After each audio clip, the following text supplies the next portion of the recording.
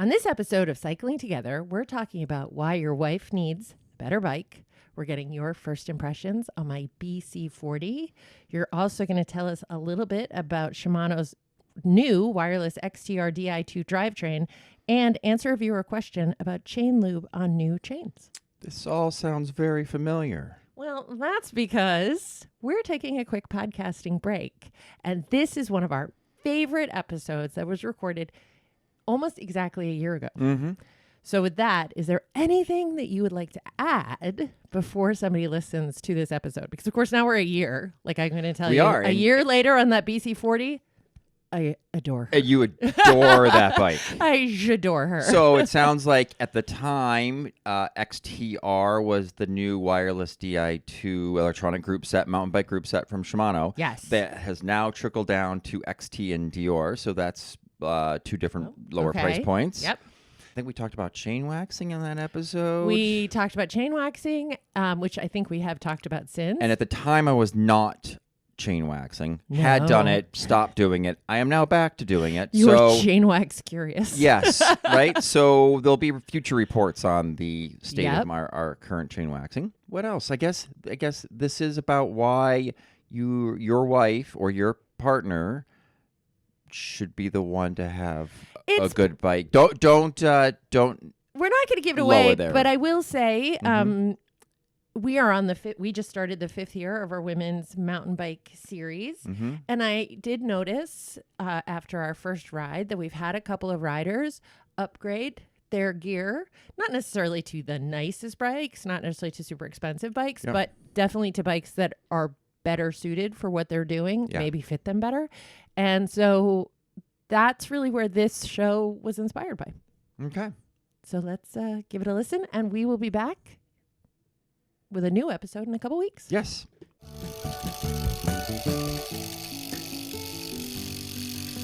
This is Kristin. And I'm Steve, and you were listening to Cycling Together, a show all about bikes, riding, and riding together.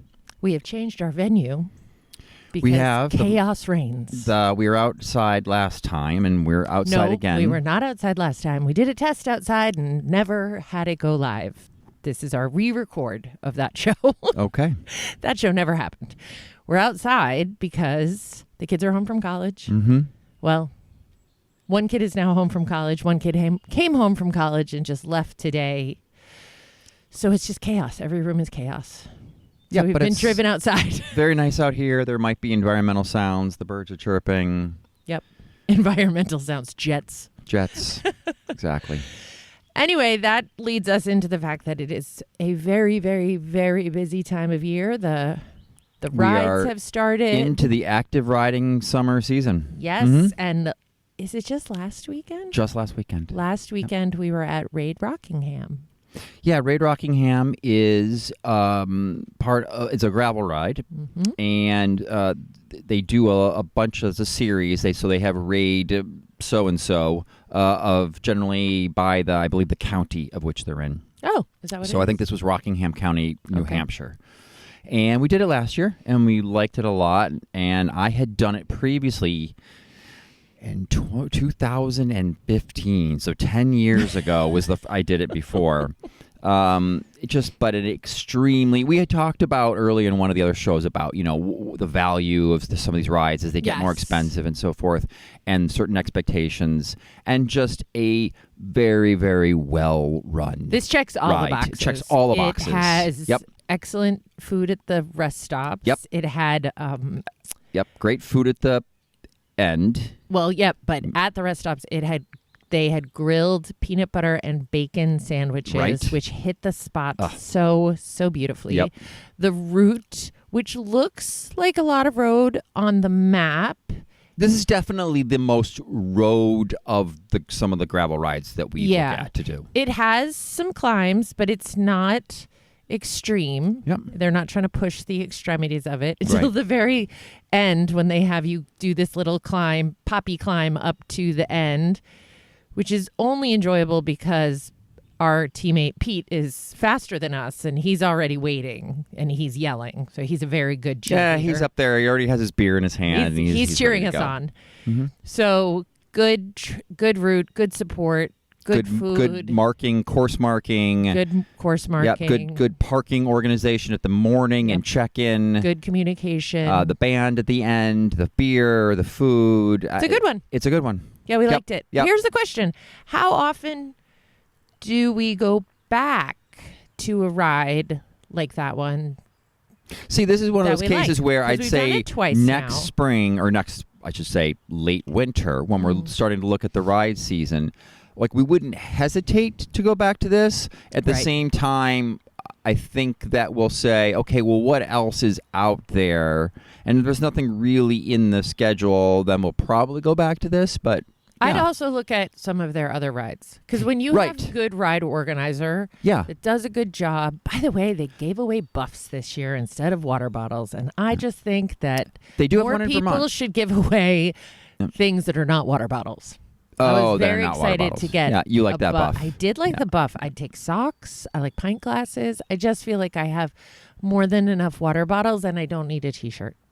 Right. I don't really need anything. I actually wouldn't mind if they asked me if I would like swag, and they don't even have to reduce my price. They could just say, and we'll donate it to a local nonprofit. Yep. I think that would be okay too. Yeah. But I did like the buff. I like buffs. Yeah, you like buffs. Cool. So we had a busy day. I can't even believe you did it because we moved our daughter into her apartment this morning and moved our son's stuff out of his house. And then we came back here and I collapsed. I'm not going to say I took a nap, but I might have rested my eyes for a minute. And you went out for a mountain bike ride. I was as tired, and I don't know what took it. It took it out of us today.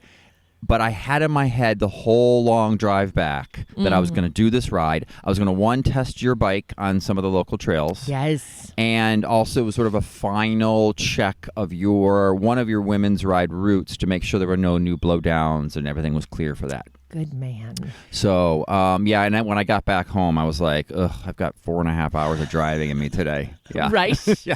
But I'm interested to hear what you think of the bike. So we're talking about Wanda. She's my new Allied BC40. I'm going to go on the record that I think she's my nicest bike that I've ever owned. Yeah, I think so. Yeah. She's built for me. Yep. And I love her.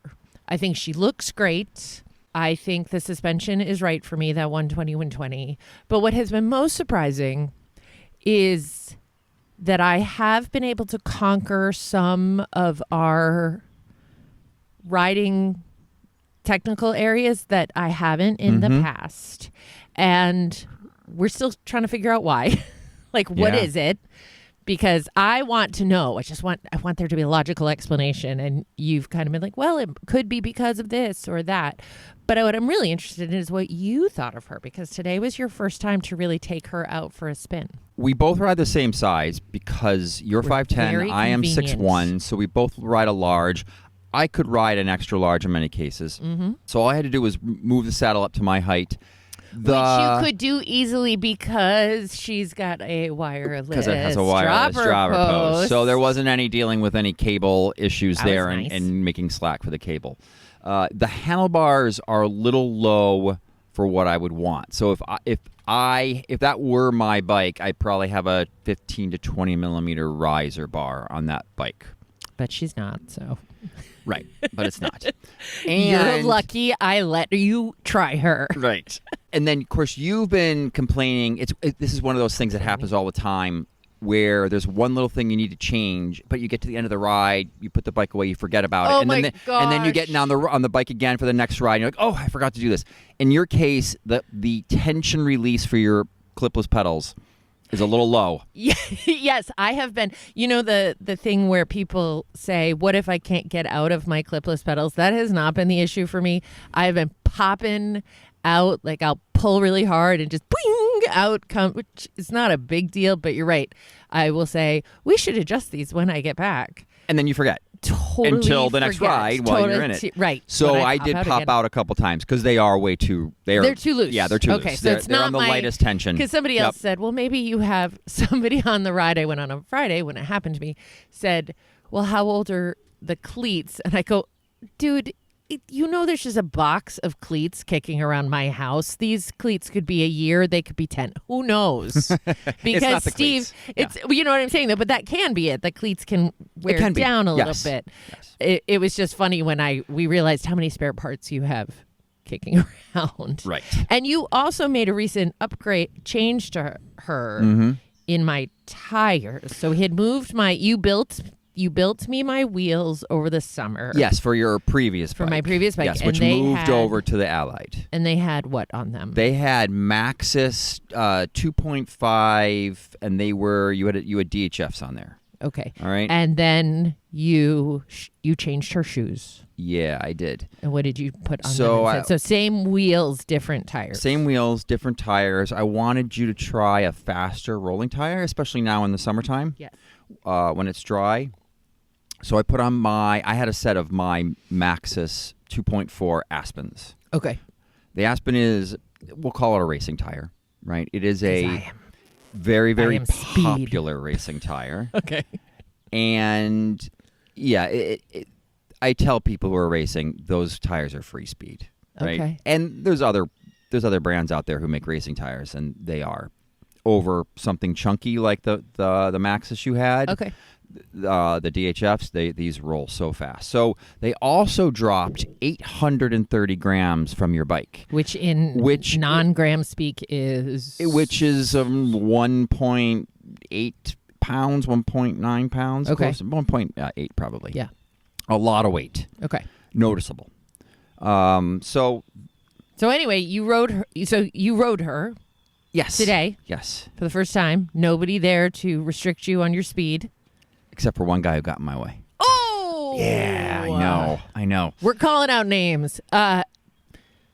What I just want high level, what did you think of her? So did you have fun? It's been a while since I've been on a cross-country, down-country bike. And... Oh, because you've been riding the Lincoln Bold, and then you're riding the Genius. Genius now. Okay. And especially with faster tires. Okay. So the bike was definitely fast. Okay. It was a little more nimble than my bike. Yep. There was a noticeable difference in the steering because the head tube angle is a little steeper than mine. Okay. Which mine's quite slack. There was a little getting used to that. I went out and I hit one of our newer technical trails. Yes. And I'd had a couple minutes of warm up. I was not feeling that great. Pine Thrill? Pine Thrill. Okay. For those who listen and know where we speak. Okay. So I was not, I came around and I said, I'm going to do Pine Thrill after I've gotten warmed up. Yes. Because I want a good, accurate test and comparison. But I didn't do that. I did but then I just went on it. I just went on it. So in the Pine Thrill course, I was like, I'm doing fairly well here, but I'm clearly not hitting this at my best. Okay. You know, and my legs were heavier. Jump her, did you? No. Oh, I did go off the jump. Yes, I did go off the wood ramp jump, and it was fine on that. So as it turns out, okay, Strava says that I tied my fastest time ever on your bike. Feeling like you weren't doing that great. Correct. Yes. She cool. Yeah. She's so it is a fast bike. I could definitely take it out when I'm better warmed up and clearly set a PR on that. Right. Well, it's funny you say that because I have been popping medals. Mm-hmm. Randomly on Strava, yep. Where I do feel fast on it. Not fast like I'm trying to be fast, like fast when I'm with a group and I look back and say, I should probably wait a second because I'm leading this group. That happened to me on Friday a couple of times. And fast by time, clearly, because Strava will say, oh, on this route that you do all the time, you're now second. Yeah. Best time. So effortlessly fast. Right. To your point that she's and I've done Pine nimble. Thrill somewhere around 50 times. Yeah. I don't know if I've ever done it with fast tires like the Aspens. Okay. I believe I have done it with my old Spark, which is a down country bike. Okay. So the question is, did I do it on the Aspens with the Spark or not? And of course, if I did, the trail would have been really brand new and not running as fast. Yep. So it's harder to compare there. It's hard to compare. But it's clearly, obviously, faster than the Genius. Yes. And so we're going to take a break because pizza's here. But when we come back, we're going to talk about some of these things as they relate to this bike. But the topic is why your wife needs the better bike. Yes. Because I'm fairly sure I have the better bike now. Right. By like a lot.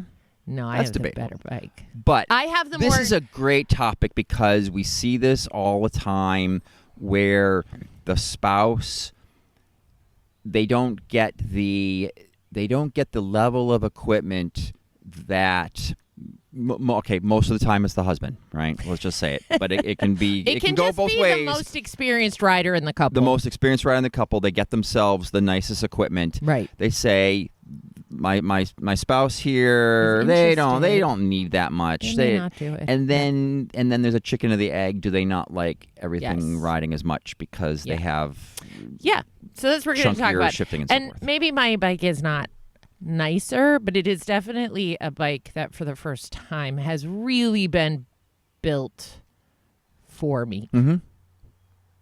All right, let's get into it after the break. Let's go get some pizza.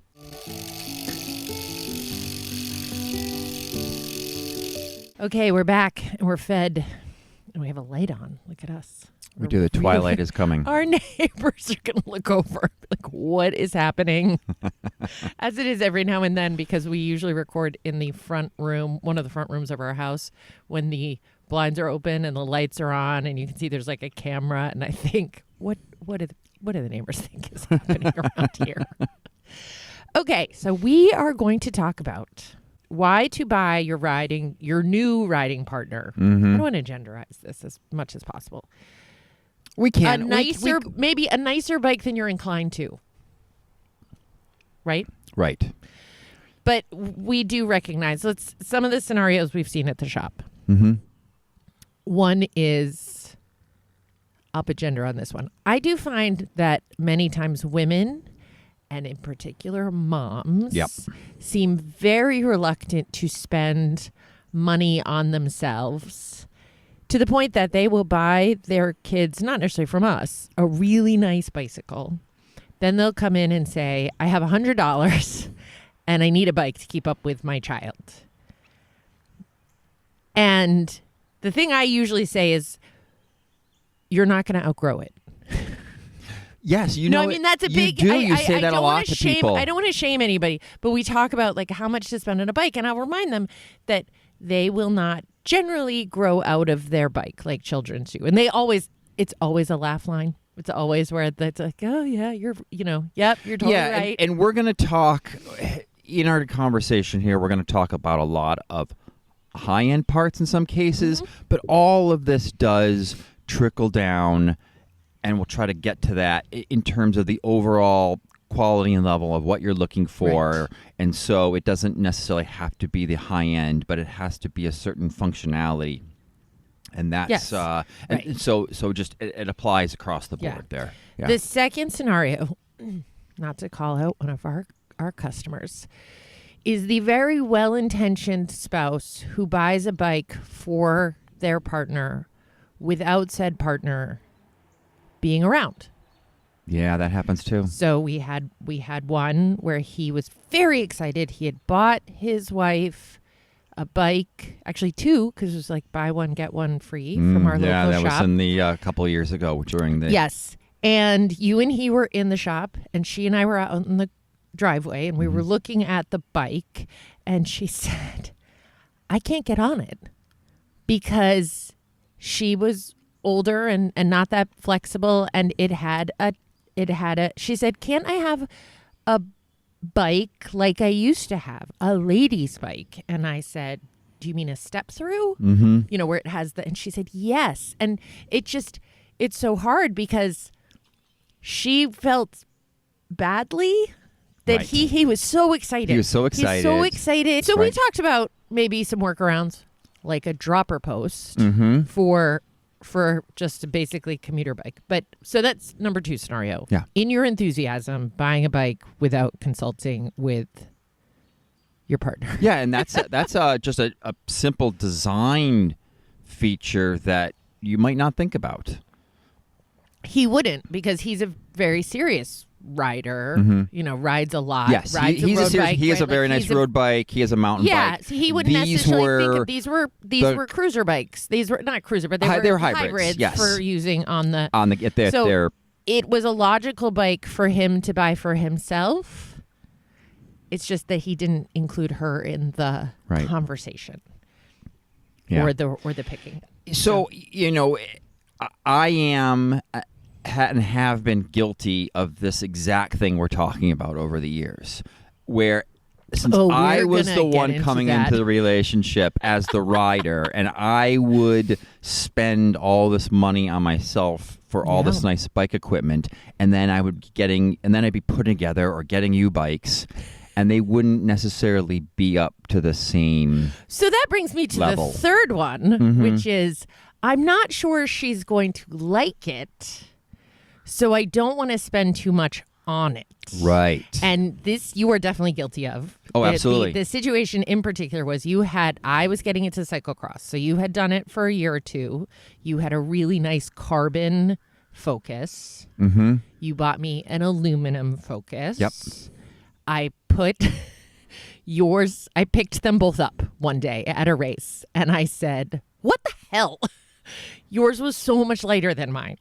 Yeah, significantly. It was significantly later. I mean, these were both just kind of, well, I don't know about yours, but mine was basically out of the box as it came. Right. Right. And that's the first time we really talked about it, because I said, I say this with kids' bikes a lot, that ironically the littlest kids have the heaviest bicycles. But in this case, too, you said the same thing to me. And I was like, well, Steve, I'm likely not going to like it as much if I have to take this thing off. Like, lighter seems better. Right. Now, we're going to talk about when we get to what we mean when we say better, what you did, because you didn't buy me a new bike, but you did make it better.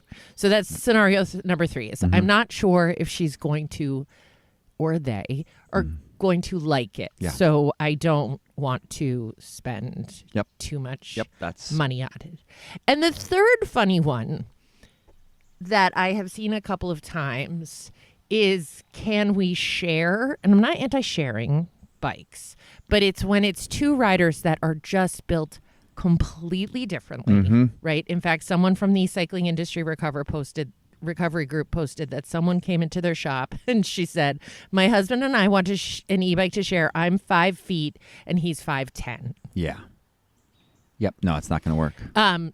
There's also I remember somebody saying, I think I want to get a gravel bike, but then my husband wonders if he can borrow it.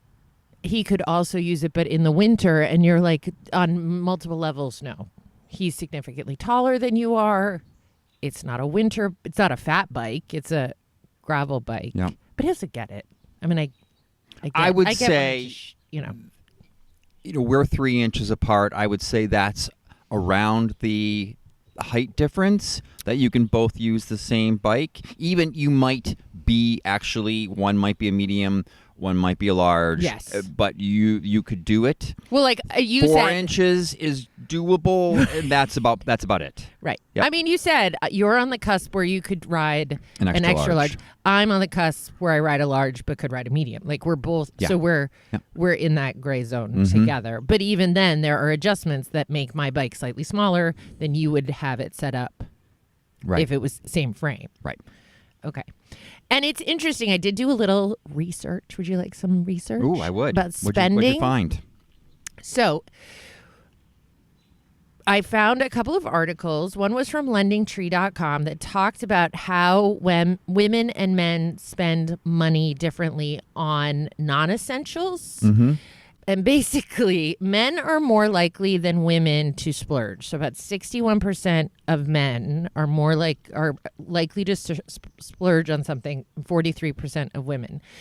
They also said for men, well, for both, clothing was the number one thing that people splurged on. which I thought was funny. Clothing. I mean, I guess we splurge on clothing if you think about how much money. There's those funny memes that said, my husband told me to wear my most expensive outfit so we could go out to dinner, and she comes down in all Lycra. Oh, yeah. Because that's Absolutely. my most expensive clothing.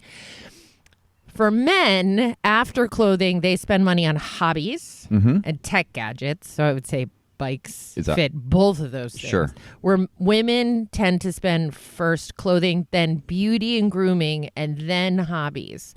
But then there's the other piece of this, which is, and this was from another article that said that women in general have 13% less free time than men. So if they're going to spend money on things, is it going to be on something that they maybe don't feel like they have time for? Mm-hmm. So they're bikes. They're like bikes. So it's just interesting. It's interesting to get into the psychology of bikes. Yeah. Okay, so how do we make, when we talk about a nicer bike, let's talk about the Focus. Let's go with three, like we can talk about three bike categories: the road, cyclocross / gravel, and then mountain. Mm-hmm. So you mentioned the Focus. Let's talk about that cyclocross gravel situation. In cyclocross racing, part of the whole race is picking up your bike, lifting it up, and running it over features or upstairs or up steep climbs. Which is why I was grumpy when I said, so weight matters. Yours is so much lighter than mine. Yes. Right. But we didn't replace it. What did you do to it? I put on different wheels. I cannot recall if I built those wheels or if I just got different. The stock wheels on that bike were really, really heavy. And I think we probably dropped, I would say, 1.5 pounds in wheel. Wow. Yep. Then we put on, I changed the crankset. Yep. So you had SRAM 1x11 speed shifting. You probably had a rival rear derailleur, which was fine. That wasn't, no change there was going to make a difference. So convenient that I can't fact check to any of this. Right. So I think we changed the crank, changed the wheels. Okay. I changed the seat post. Okay. And I don't believe the tires, but maybe. Okay. But it was night and day when you just lifted the bike up. That sensation of running with the bike, of racing with it, hopping off, picking it up, rubbing over barriers. Right. Just it was night and day because it was so much. You lightened it significantly. Yep. And the lesson on that one, it wasn't necessarily that I needed quote unquote a nicer bike, but I needed you to maybe put on some nicer parts. Yep. To unweight it. It was still aluminum, right? It was still not the top level, and I'm going to say it was very close in weight to yours. It really was. By the time you had done your magic. So, yes. So to the point, Steve Brandt has done it to me many a time. Okay, and is weight always a thing? That's something. No, weight a lot of times is actually not that. It is not necessarily the most important feature. So in cyclocross, weight and shifting ease and accuracy is probably your two most important parts of that. Right. In gravel, it was going to be the tire selection and sort of the overall comfort of the bike. Yep. And then again, the shifting. Well, let's, on the weight thing, to finalize on the weight thing, that's another one that I think is up to each rider. Yeah, weight doesn't matter as much. Weight matters in cyclocross. Yes. It matters a little less in gravel. Yes. It matters a little less in road, and it matters even less in mountain in many cases. I don't know that I agree with you on that one, only because Wanda is so light. So maybe it doesn't matter in riding her, but as someone who has to put her on the top of my car, I'm appreciating that she is lighter. Right. In fact, so it is. You're right. There is a consideration. It is not. It is how you live with the bike. Yes. Because that's what I'm saying. Because you may not notice on a steady climb, on a steady off-road climb, 2 pounds difference on a mountain bike, right?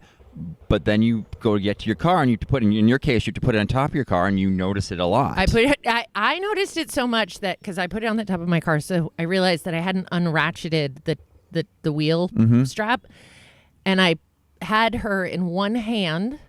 She didn't have her front wheel on, but I was holding her literally in one hand. Yep, while you undid while the ratchet. I unratcheted it, and I thought, oh, this is a light bike. This is a nice bike. This is nice for how we live, which is I do have it up on the top. So weight doesn't not matter. Right. And then out on the trail, you sometimes have to lift it up over fallen branches and trees and so forth. So she's sweet. Okay. Gearing. The gearing. You and I definitely had some conversations with my various gravel bikes where I just would say, I just need one more gear. Yeah, sometimes it's not the component group itself, it is the range of gears you have. Right. So sometimes the big issue is that you don't have your spouse on the right gearing range. Right. So you might have a 1x-Eagle system on yours, and meanwhile you put your wife, I'm just going to say it in that regard this way. We're going to say it. On, say, 1x11 with a 42 tooth cog, that like they used to be. Okay. Right? So here you are spinning up in your 52 tooth cog, and whoa, why can't you keep up back there where, right. She's got a 42. So yep. I see this. I see this. Yeah. Yeah. I mean, you never argued with me, but we would talk about I just wanted as big a climbing gear as possible, and you were like, okay, let's put the Eagle on. Let's give you that big gear. Yeah, this was and sure enough, years ago. Yeah, it was years ago. I had done I had done Rooted in Vermont, and it was some like crazy oxblood red grade showing up on my Garmin, and I just couldn't get that. I couldn't turn the crank anymore. And Vermont throws those 20+% grades at you. Yeah, exactly. And I mean, I'm a strong climber. You upgraded me to the bigger, just one more big old dinner plate on the back, and she's built to climb. So SRAM, when they came out with their Explorer group sets, they are based around a 10 through 44 cassette.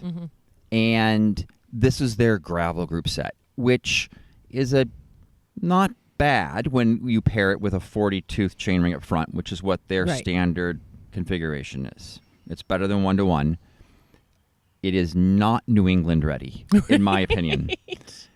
It's not Vermont ready. Yeah. And so I think you were on that Explorer group set, and we needed to say, nope, we're gonna put the mountain bike ridge railer and the Eagle 1052 on your bike. Not a thing where it's like, well, I just need to work out more. I just need to get stronger. There is a point where I can say, I'm not getting short of me starting to really lift weight. I'm not getting stronger. But we've got the tools that can help me maximize how I ride. And that's the other thing I think that sometimes people forget is that men and women are physically different.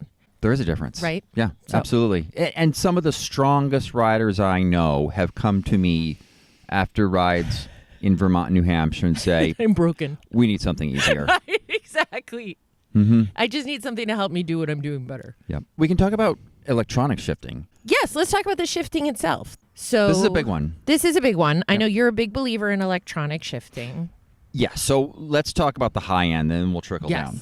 This is where I think a lot of times and I see this, the husband has the electronic shifting, but the wife somehow doesn't deserve it. Even though... Doesn't need it. It doesn't need it, right? Even though it's one of those cases where it's way easier to use for smaller hands. Let's talk about like road shifters to start with. So on Shimano road shifters, the brake lever itself is one of the shifters, and that has to have this massive side swing. And it's Shimano does make some little smaller hand versions of these. Not many bikes have them. And overall, that is a much harder feature than pushing the button. So I definitely see women who come in who are struggling shifting with that.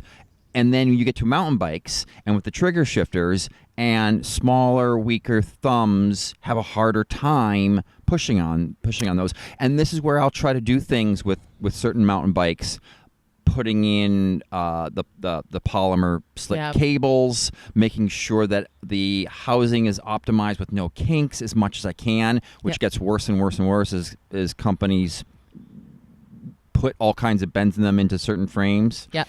But anything that can reduce the shift pressure on a mechanical shifter is just beneficial. Right. And as one who does have, we always say I'm 5'10", but I have little hands. You have little hands. I do have little hands. I wear small gloves. Yep. And I always had problems with the big swing you were just talking about. Always hurt my finger by the end of a long ride. My finger hurt. Mountain biking always had trouble.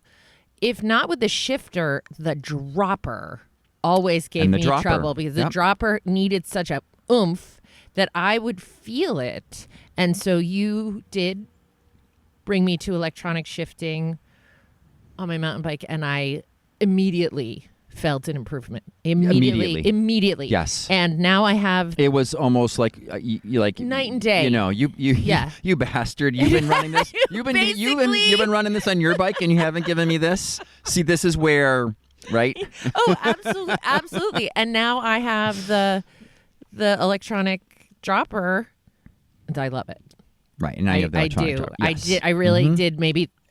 No, I didn't not understand because you had gotten me the Wolf Tooth. Yes, so Wolf Tooth makes a light. It's called the light action dropper remote, and it does make a difference. It made a huge difference last year, but it did reach the point that when we were doing a new bike build, and I was like, I think I moved that light action dropper from bike to bike. From bike to bike to bike. I was like, I don't care what you put on it, but I need that. Yes. I don't need it anymore because of the dropper. But yeah, it was a huge difference. Yeah, and I had the remote, and in this case, because SRAM came out with their new wireless dropper, significantly less money than it used to be. Okay. But it doesn't come with a remote. But I had the remote, and so this all made sense to get you that. Yeah. Yeah. So it's a really good example that just, again, physically, there might be differences that could help.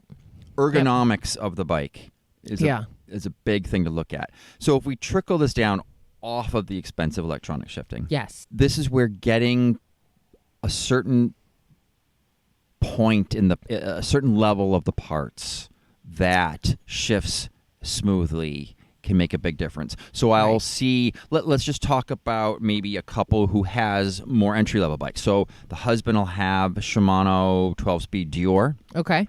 But then he got the wife like a cheaper model that has micro shift. Okay. And micro shift. Right. And so which is clunkier and harder to shift, and ergonomically the shifter buttons are not great and that kind of thing. Well, there's even some brake levers. Oh, and then brakes. Right? That brake levers on, say, a gravel bike or all the bikes, where you need to be able to adjust them because I can't reach, again, my tiny little fingers. So if you want a group set that will let you adjust those levers. Otherwise, in mountain biking, what happens is someone with small hands like me, I'm going to grab it with more fingers. Yes. Since I can't reach it with my index finger, I'm going to grab it with 2. Yep. Or even 3. I've seen 3 because they don't feel confident because they can't reach it. And I've seen you look at brake levers and say, unfortunately, I can't do anything about these. These are not adjustable. And others, you'll be like, oh, yeah, we just go boop, boop, boop, and they bring them and they draw them in. Right. So, I'm glad you brought that up because I think this is something I discovered on your bike today. So this bike is pretty darn new to you, and it's really one of the first times I've taken it out to giving it a shakedown, and this is where it's beneficial if the more experienced riding partner is able to ride. Right. Assuming there's not a huge height difference. Right. So when I was riding your bike, so you've got your levers close in. Yes. Right? So closer than I would want it, but that's perfectly fine. But I did notice where the natural part of where your hand would go on your grips, and then the natural extension of your finger, your brake levers are in the wrong spot. Is that why I'm getting this I don't right think so, here? but we're going to be going out to your bike and readjusting things. Well, see, that is exciting. Mm-hmm. That's great. Yep.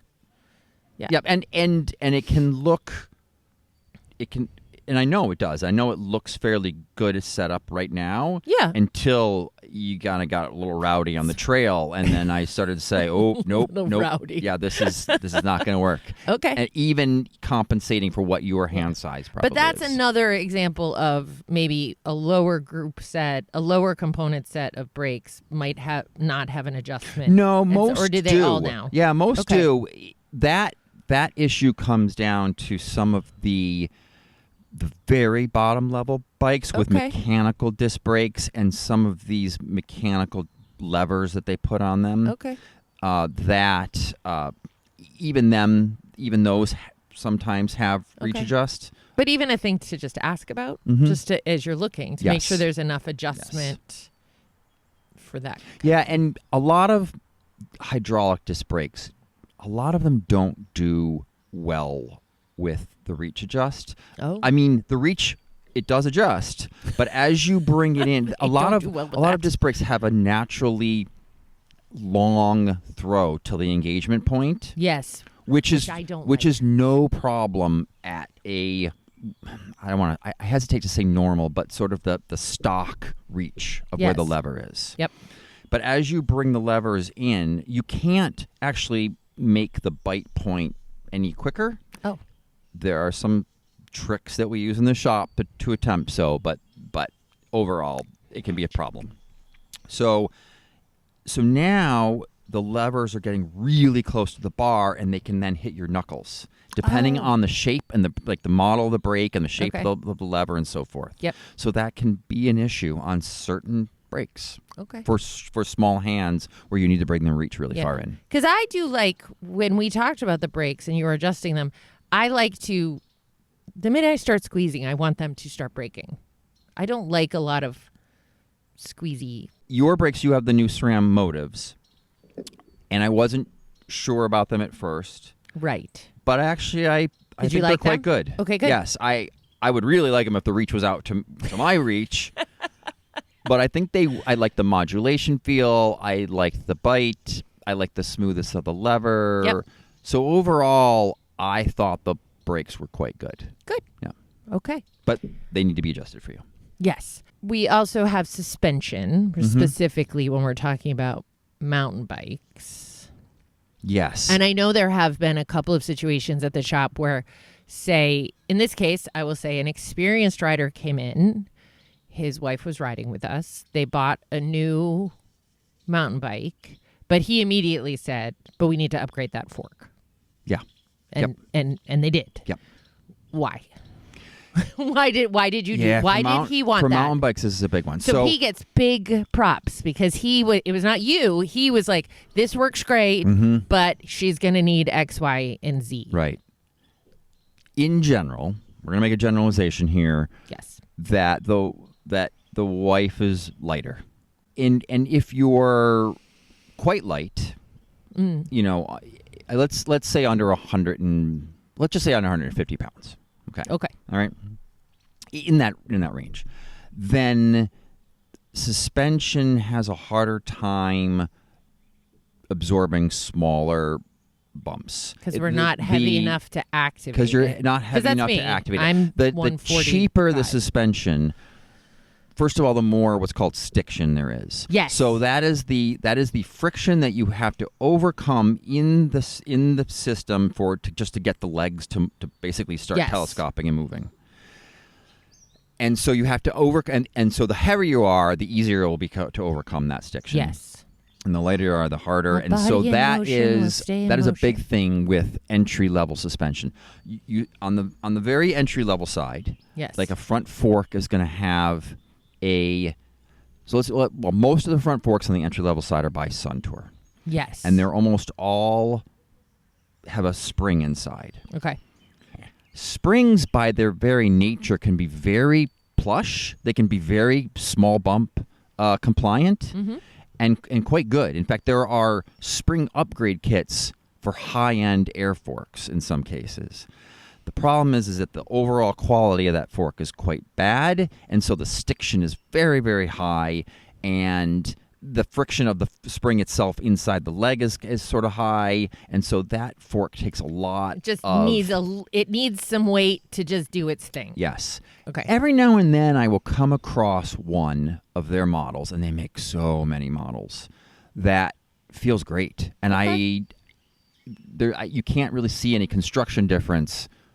But there have been ones out there that have felt great. Right. We had a Scott Addict that we had sold, and that fork felt that was a good phenomenally. Yeah, and this was the one I'm thinking of. I'm fairly sure was a RockShox fork.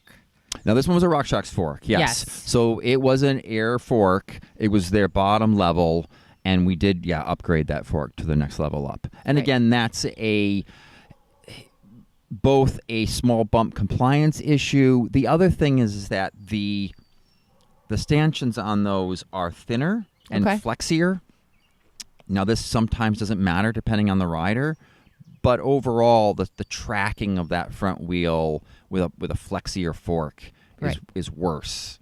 And again, you get better, stiffer, nicer forks as you move up. But it's a good example of how it didn't have to be the nicest bike. No. He didn't upgrade the whole bike. He looked at the bike and acknowledged it needed something nicer for her.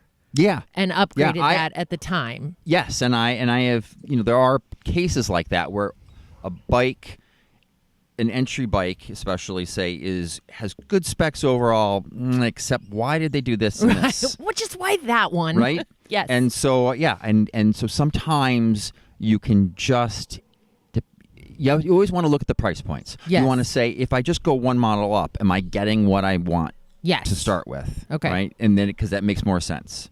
Or do I get this bike and then it's just not much money to get to fix those two things? Right. Now, forks are expensive. Yes. So that doesn't always make sense. Yeah. But we talked about how the highest level aluminum bike, say in the Spark range, the highest aluminum bike could actually be a nicer bike by components than the lowest carbon. So we'll just make a carbon. It's not just default. They should have the nicer bike, but it's just to show that adding upgrades, thinking about these things can make a significant difference. Yep. In a rider's experience, which ultimately is just about getting someone to ride, because there's nothing sadder than hearing, she got the bike and she never rides it. And then you're always like, well, why? Like, why doesn't she ride it? What's going on with that? Okay, wheels and tires. We did talk about this with my Focus, that the wheels it came with were heavy. What makes them heavy? Is it like the hub? It's everything. They put rocks in them. This is also another one where you see the discrepancies between the husband and the wife. Okay. Because the husband's all carbon. The wheels are something that everybody likes to upgrade, right? And get really nice wheels. Okay. So the guys all get themselves really nice wheels for their bikes. And I think they never even think about it for their wives. Some of them do, but this is interesting. It is a place where a lot of bike companies skimp. Oh, okay. Because the customers are not going to necessarily notice it. I mean, you can feel it in the overall weight in the bike, right? But they don't know that the wheels themselves are part of that weight issue. And it's more than just weight. It is also the bearings. Yep. It's So that's like some of the rolling resistance. Like if they. Oh, absolutely. I mean, we talked about the wheels on Wanda. That they roll. The whole thing rolls nice. The tires were the final piece of them. Right. Well, you have DT Swiss hubs. I built those wheels. You built those wheels. Yep. I'm not saying everybody's going to get. But the point is, she's speedy without effort. Right. Right, which has made the experience a lot more enjoyable, but also leaves me less fatigued. Yeah. right? Because I am working less hard to get to where the I'm weight. going. So, like on a mountain bike, there is constant decelerating and accelerating. Mm-hmm. So the weight of the wheel, the weight of the rim matters. It definitely is felt. That changes with different types of riding. Yep. So a road bike, you're not accelerating as much. So the weight of the wheel, I don't want to say lightweight wheels don't feel good. Right. They do. Yes. But it's not quite as noticeable or important as a mountain bike or a cyclocross bike. So cyclocross, it is constant, like it is nothing but slowing and accelerating, slowing and accelerating. Yes. Yep. So so this is where the guys get the nice wheels and the women have maybe the stock wheels. Yes. Right. And so this is, I really see, it is disappointing on a lot of manufacturers on the wheels they stock. Mm-hmm. The rims are super heavy. Okay. The spokes are, well, yeah, in particular, like this was, I just had a Trek come in and the spokes were bladed. Okay. But they were clearly not stainless and they were all rusting. And then I looked up. There was actually a symbol on the spoke heads, and a lot of manufacturers put their little insignia on the spoke heads. Yeah. And I found this website that shows just like dozens upon dozens of the manufacturers, and this one was on there, and it was like, we don't know who made this. So they clearly just found the cheapest maker of the spokes. Right. Right. And then the hubs. The hubs are really. There's very little justification to me on this. There are some very nice, inexpensive hubs out there. Yes. Made, and we'll call them generic in a way, but they're quite nice. Mm-hmm. And then there are these just paperweights that a lot of these big brands are putting on their bikes. And they are insanely heavy with horrible bearings. Really? Yeah. It's really discouraging. It's very frustrating. Yeah. And then even beyond that, so you have the wheel and then you have the tire. And I mean, when I told my girlfriends this week that you had taken nearly 2 pounds off my bike, just replacing the tires. Well, and I know those tires are racing tires and they're but right. Just the idea, honestly, I don't think it had occurred to them or to me that 2 mountain bike tires could weigh that much different. Oh, yeah. Huge difference in tires. It really didn't. Yep. It really didn't. Yeah. It was very surprising to me. A 2.4 racing tire like the Maxxis Aspen compared to a 2.5 Maxxis Minion. Yeah. And you don't even have the heavier casing on the Minions. That is a pound plus. Yeah. Yep. Yeah, you're right. In your case is close to a pound, but not even in the how to lighten a bike. And when you put that on the outer edge of a wheel, that makes a difference. Yeah. Now I noticed riding your bike tonight that while they were fast, the traction isn't the same. Okay. So clearly they're not the same. I should suppose as my tires right now, which are a lot meatier than those Aspens. Yep. So there's a little bit of a compromise there. But at the same time, as I'm flying around these corners, I'm saying to myself, she's not going this fast. So right now in the summer, these tires actually are quite good. Would that also impact, say, climbing, let's say, like a big rock face or something? Would I want, if I lost a little traction in the tires, could I possibly lose a little traction going up? Something like that? On rocks, a lot of times it's not the tread pattern, it's the rubber compound. Well, it's funny, even as I said that, because there has been on that Pine Thrill that we were talking about, which is an advanced trail, there are, let's say 6 elements that I have been unlocking. Mm-hmm. Right? The getting into it is steep, and there's one area that is like just roots. There's no dirt as far as I can. It's just roots and boulder.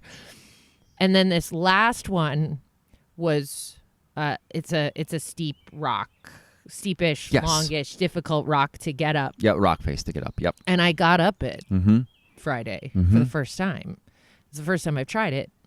with those tires. With those tires, yeah. So it's interesting. I asked the question and realized that I performed differently. That kind of feature, the tires are not. They can be the difference. Yes. But it is not because of the tread pattern. It is because of the rubber compound. Now, your rubber compounds are the same-ish between the two. Yep. Interesting. So that can be a function of the geometry of the bike, the front end, where your bars are now in relationship. Okay. You're actually a little bit lower than you used to be. There's a lot of factors going in there. And, of course, in this case, weight can make a difference because this is a lot of body English getting up that rock. Yes. And so having a lighter bike is one more kind of benefit to me. I love her. We can just kind of recap this in terms of how is this actionable for a cycling partner that is looking to buy things for their spouse. So the first thing is you want to think about, if you really want this person to like and enjoy riding, don't necessarily say to yourself, oh, but are they going to use it? Right? Maybe I'll just get them something cheap because they might not use it.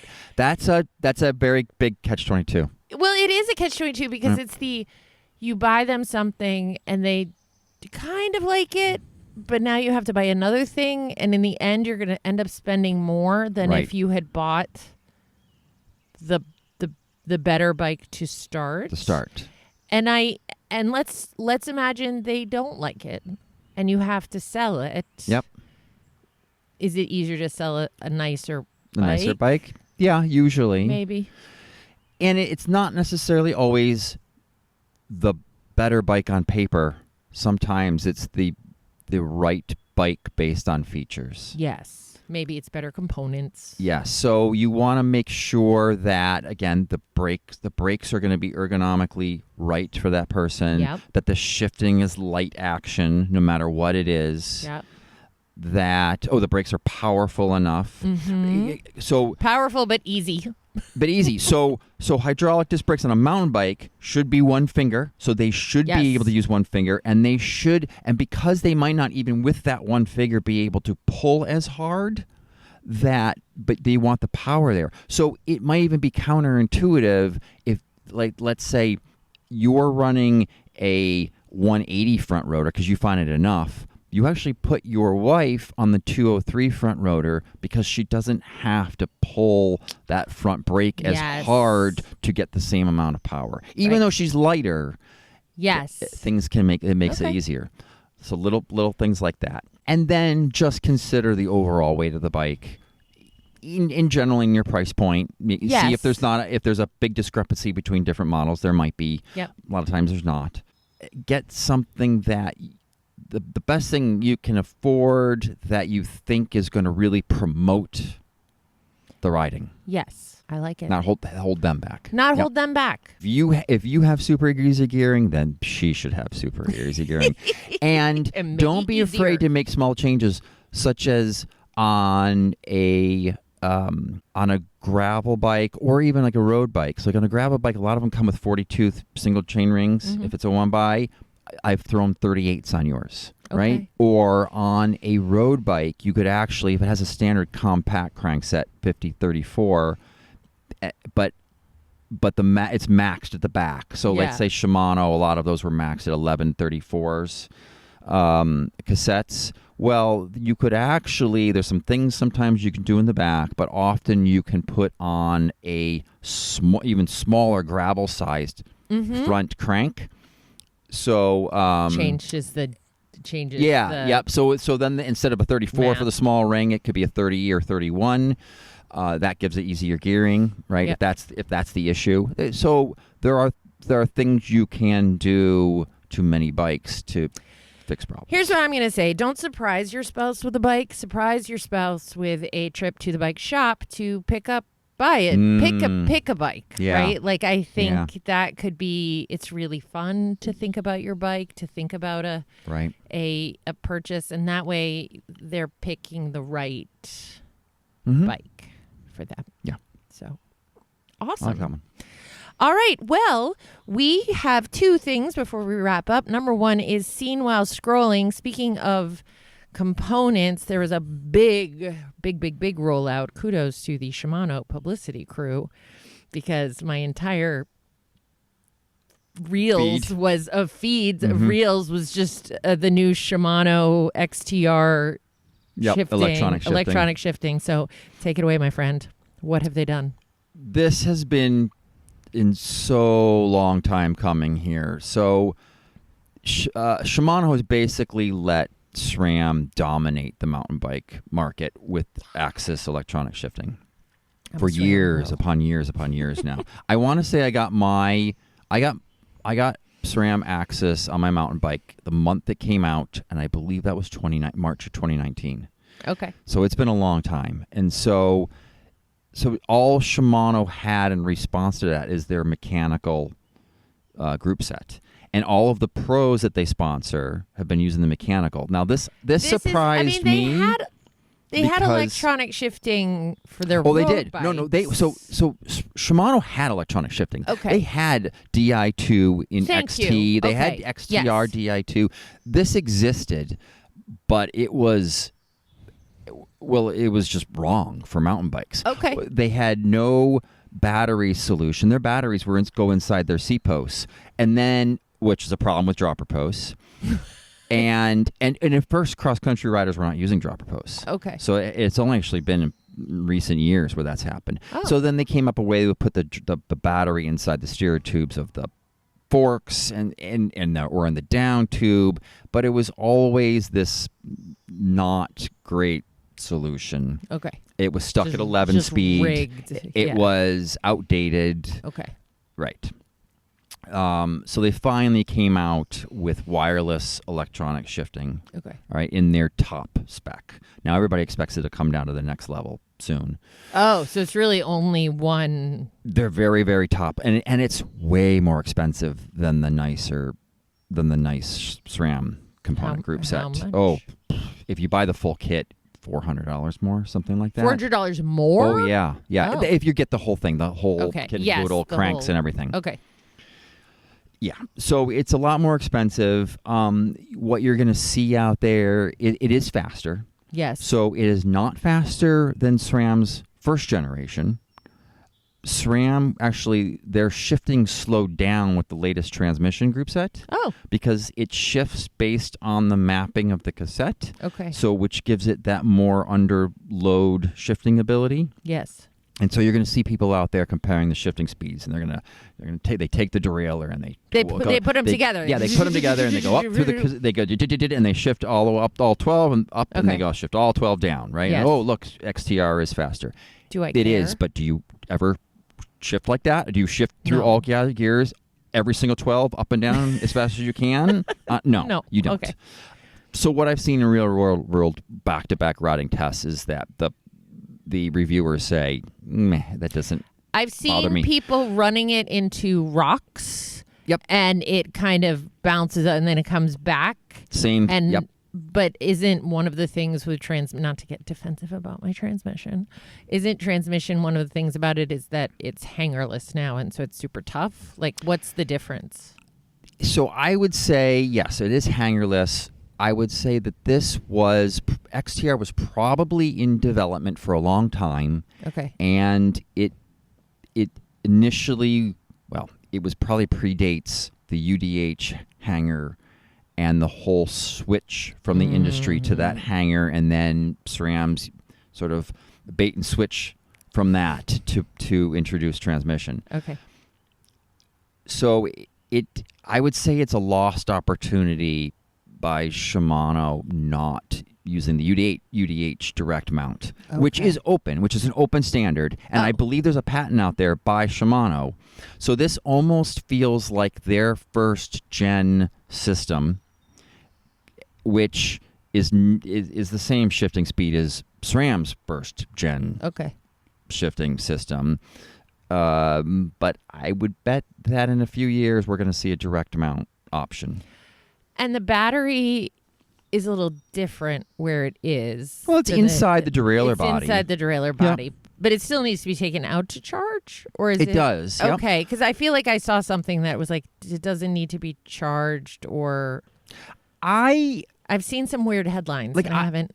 The only thing I saw is that somebody said it lasts around 210 miles. Now, it's very difficult to put mileage on a mountain bike because it all depends on where you're riding and how much you shift. A lot. So it really should say how many shifts. I mean, at a 10-mile ride, I can shift 500 times. Yeah, no, absolutely.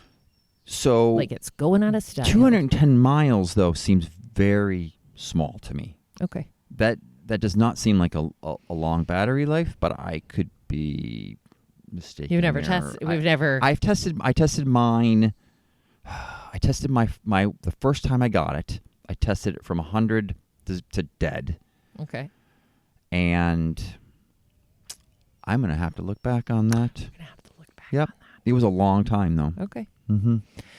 All right, so that's what's new. So that's what's new. I mean, I like it. I think it looks nice. Okay. They stuck with an aluminum crank, but Shimano is the king of awesome aluminum cranks. Oh. So it's a beautiful piece of machinery.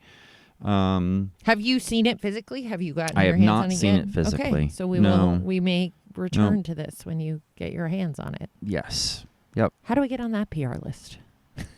This is one of those funny things. How do I get on the list, man? Where the online bike reviewers have their hands on these things for months. The people who actually sell the stuff, I didn't even know it was coming out. I'm sure there were some rumors about this, but yeah. Steve, you're an online reviewer now. Mm. So embrace your YouTube-ness.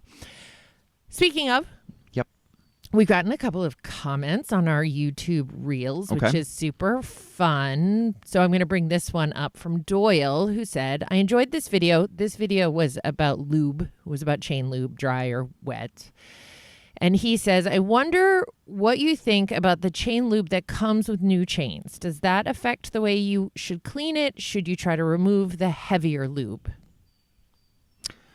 Okay, this is a great question. So what you're saying is they come out of the pack slimy? They come out of the package covered in a lubricant. That lubricant is there to prevent the chain from rusting in the package. Yes, of course. It is being shipped across the ocean in all that salt air. It is being then trucked through humidity and so forth. It would rust in its package without it being covered in lube. Sense.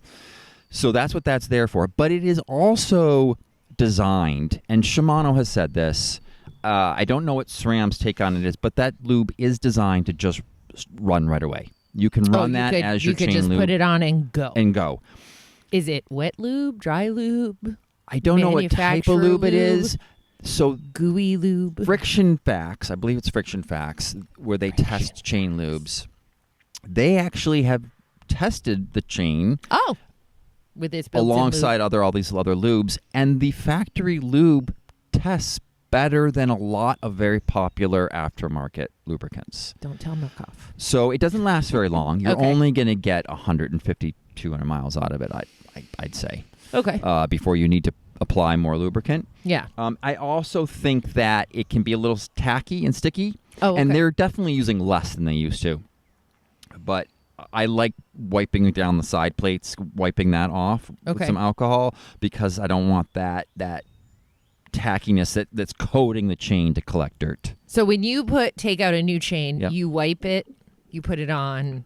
Do you then put more lube on it, or do you let it roll with the lube that it came out of the pack with? Does it depend on sometimes this depends on the rider and the type of bike. Okay. Yep. There you go. I have one more question about chains. Mm-hmm. What is wax? Yeah, so wax is definitely hot. Well, let's just say what it is. It is the best lubricant. It's the best. Okay. Yes. Is it just candle wax? Am I just dipping So funny enough, candle wax has been tested. It is quite good. Okay, but is that what they're waxing it with? What does it mean to wax a chain? There are two different ways. Okay. It started where where you were stripping the chain of all of its factory lube or any other lubricant you might have used since then. Okay. Getting rid of all that, and then you were it was immersion waxing. So you actually melt wax in, say, a crock pot, and then dipping your chain into that melted but not candle liquid wax, like special wax you get for this. It is special wax, but you could use candle wax. Yes, you could. And it's a DIY project. So that did two things. It is found to be the best lubricant in terms of overall lowest friction. Yes. The lower friction on the rollers prevents the rollers from wearing down the plates, which makes the chain last longest. So waxing, it collects the least dirt, it makes the chain last the longest, it rolls the fastest with the least friction.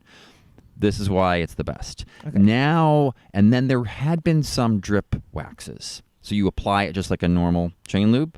Oh. But I think it's only been in the past couple of years where they have been more investment in drip waxes, and they have gotten really quite good.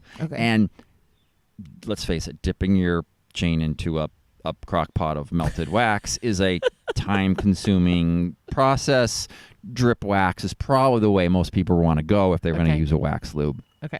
So I am just actually starting to move a bunch of stuff over to drip waxes. Really? Yeah. Okay. Yeah. So that's wax change. That's why change. It's the hot thing. Get it? Wax. Hot. Right. Okay. All right. Well, the sun has set, and it's time to wrap up this show. Okay. Cycling Together with Kristin and Steve is a production of Steve the Bike Guy, an independent bicycle shop in Eastern Massachusetts, and Sundin Marketing. If you like the show, please leave a review and share with a friend. For show notes, links, or to leave a comment, please visit cyclingtogether.bike. And you can follow the shop on Facebook, Instagram, and YouTube at Steve the Bike Guy. Thanks for joining the ride. Okay, we'll see you next time.